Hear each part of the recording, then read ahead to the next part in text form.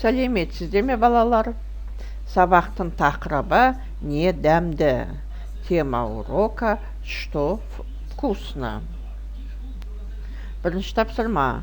Тыңда, қайтала. Первое задание. Послушай, повтори.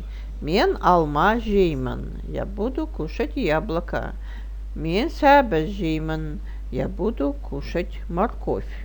Екінші тапсырма. Тыңда, қайтала. Второе задание. Послушай, повтори. Алма, яблоко, сәбіз, морковь, бал, мед, орамжапырақ, капуста, шөп, трава. Үшінші тапсырма. Суретке қара, сұраққа жауап бер. Третье задание. Посмотри на картинку.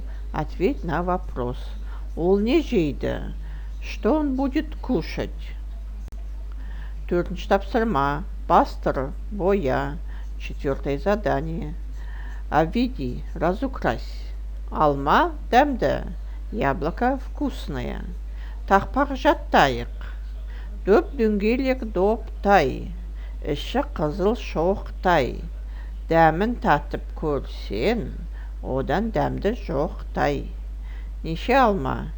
5 бұтақты ағашта, бұтақ сайын 5 алма. Біреуін бер азаматқа, сонда қалмақ неше алма. Бесінші тапсырма. Тыңда, қайтала. Қазақ тіліне тән дыбыстарға назар аудар. Пятое задание. Послушай, повтори. Обрати внимание на звуки казахского алфавита. Балалар, демалайық.